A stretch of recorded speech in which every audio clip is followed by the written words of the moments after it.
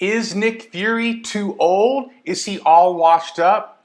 What about Disney Plus? What about Marvel? What about the whole Avengers franchise? Is it washed up? Are they just too old? The answers to these questions and more coming up in my review of Secret Invasion. It's all finished up. But first, go into the description and click on that link for a free ebook, fantasy ebook just for you. And remember to like and follow and share and all that fun stuff. All right, let's do it.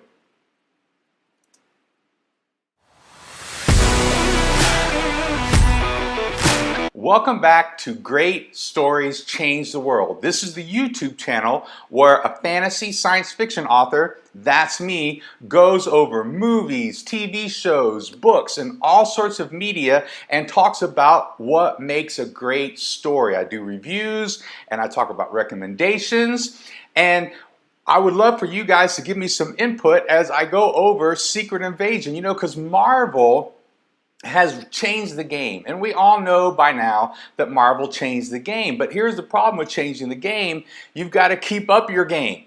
You've got to stay at that standard. If you're Michael Jordan, yes, you changed the game, but if you're not at that standard, you're not going to keep winning championships. You see what I'm saying?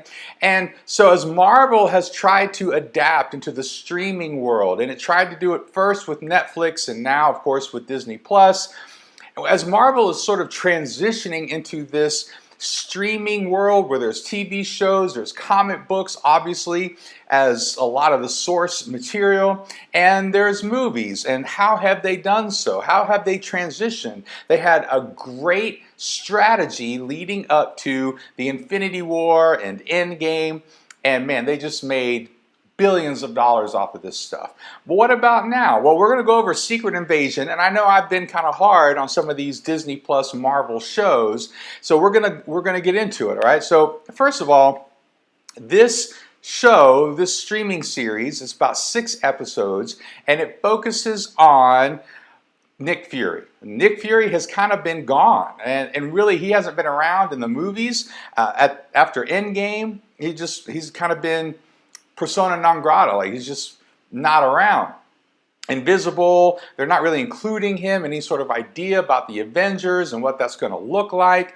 And so as we get into this, that's kind of the background of some of this. Now, the other background of this particular series is Captain Marvel, that movie that happened in the 90s, supposedly, with Captain Marvel. And I just got to be honest, full disclosure, not one of my favorite. Captain Marvel is probably my least favorite Marvel movie, all right? And there's a lot of different reasons for that. Maybe that's a whole nother video I need to do, all the problems that there are, unfortunately, with that movie, as much as it could have been amazing. So maybe that's a different video. I'll do it another time. But in Captain Marvel, spoiler alert, there were Skrulls, and they were sort of the introduction of the Skrulls. Also, complete honesty here, disclosure, I'm not a big fan of the Skrulls from the comic books. It's kind of interesting, but it can be really cheap storytelling for people who are able to just shapeshift. And I know Mystique, and there's all these other sort of people and characters within the Marvel universe that are able to do this, and I think there can be some interesting elements to this, but I think you have to be really careful with writing, because they can kind of be cheap scares, or they can be cheap twists instead of earned twists, if you see what I'm saying. So all of that background goes into this show. Now, you may not know this, but when they were asking Samuel Jackson to come back and play Nick Fury, he wanted to do something different. He wanted to make a different sort of show or storyline where maybe Nick Fury wasn't the butt kicker that he is in all these other movies and all these other stories. And so he wanted to kind of explore Nick Fury's character a little bit. So you do get a lot of that in this. Now, the gang is all back. You've got Samuel Jackson as Nick Fury. You've got other people as different characters that you will remember from the other movies. Maria Hill is back, obviously. So the whole idea is something's happening with the Skrulls. So this is kind of the setup in the first episode. Something's happening with the Skrulls. there's this infighting between some of the different factions of these Skrulls. Now, the Skrulls are able to hide amongst humanity because they can shapeshift, and so they have done so. And they've been friends with Nick Fury all this time, but it's been 20 years, 20, 30 years since the time of Captain Marvel and the promises he made to them to get them a new home, because they were kind of refugees at that point. And so there's these different factions happening, and so Nick Fury decides to come back. And now they explain his absence by saying he's kind of been up in space, helping to do some sort of defense system in space, and story reasons, right? And so therefore, now he's coming back, and he's coming back as an older man. He's a little broken. He's the whole sort of idea is he seems washed up. He seems tired. He seems a little older, and he is older. Like, let's just be honest, Samuel Jackson is older. We're getting now into the whole Harrison Ford trying to be an action star sort of game here. So he's coming back specifically because he has friends in this fight. He started this sort of issue back in the 90s with Captain Marvel.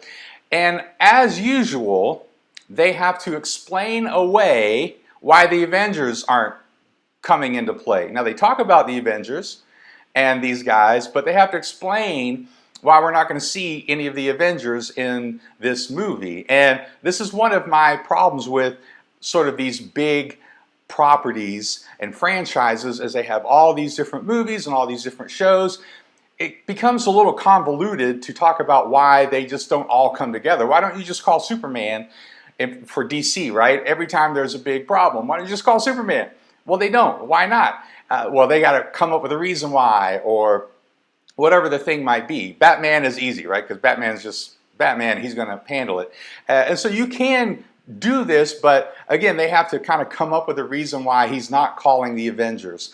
And so there's all these different elements that are a little convoluted and aren't really my favorite. Now, overall, I did like the show. I liked the series. I thought it had a good arc. It gave us some really good stakes. I won't spoil anything here, but people die and things happen that really kind of forced Nick Fury to come back and be the person that we know him to be. And that's sort of the arc of this series. Another one of the things that I really like is Emilia Clarke, who is from Game of Thrones, and you'll notice her from other places. She's a little older to be playing sort of a younger character. However, she does a great job. She's kind of this anti-hero, neutral character, and I really liked some of the things that they did with her. I like the fact that from the comic books, they kind of bring in some of the Super Skrulls idea. They've got kind of a cool way that they do that. There's some elements of this that I really like. Ultimately, I did like overall the character arc of Nick Fury. I thought they did something interesting with that gave Samuel Jackson some interesting scenes to play. And again, I'm trying not to give spoilers because there's some personal things with Nick Fury that they end up doing.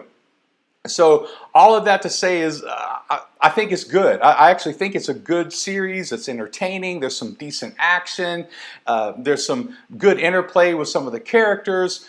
However, I think it's interesting or maybe unfortunate that they limited it to 6 episodes. And some of the episodes were really short, like 30 minutes. And I think that's unfortunate because as I was watching some of the scenes, some of these scenes should have been fleshed out a little bit more. They should have really dove into some of the moments that they created and got to with some of these characters. Like if you're going to go into character exploration, then explore the characters, right? Take some time. So maybe some of these episodes could have used 5 or 10 more minutes instead of some of the clunky dialogue they had, clunky decisions. My main criticism is at the end. The last episode just came out. So as I'm sort of processing this last episode, I really think they did a couple cheap things here at the end, and a couple story hole problems and character switches, and it's just some of the stuff seemed like they were setting something else up, which is what they do in Marvel, right? This is going to be part of a bigger story, but I didn't think they fleshed it out. I didn't think they explained things and allowed things to develop to set things up. They just kind of, characters made decisions that didn't make any sense. And so overall, I'm going to give Secret Invasion, 5 out of 6 Infinity Stones, or maybe 4. I'm going to give it a solid C plus, B minus overall. I think they could have done a lot more with the characters. I think that they could have done a lot more with a couple of the scenes and the ending. I think they could have, again, given me another 10 or 15 minutes of really showing me, and maybe just overall through the whole series, why some of these characters end up making some of the decisions that they make at the end, so it doesn't feel so out of nowhere.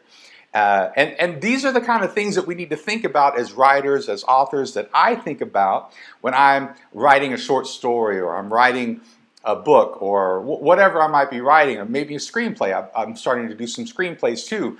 These are the kind of things that we got to think about. How have we set this up well enough that the reader believes that this character would make this decision? And is this in line with the character? And what sort of themes should we kind of come up with? I really like the overall theme of, is Nick Fury just washed up? Is he making mistakes? And there's some of that curiosity and mystery throughout the show. I think is really good. There's good character development. It's a good place to put Nick Fury and an older Samuel Jackson. So a lot of that I think are good. So you let me know what you thought of Secret Invasion and what Marvel is doing in general. I think some of the movies have been duds in the past few years. So you let me know what you think about what Marvel's been doing and where they're going, and what you thought of Secret Invasion specifically. All right, so put that in the comments. Remember to like and follow and subscribe to this channel, and go into the description and get that free ebook. Okay, so until next time,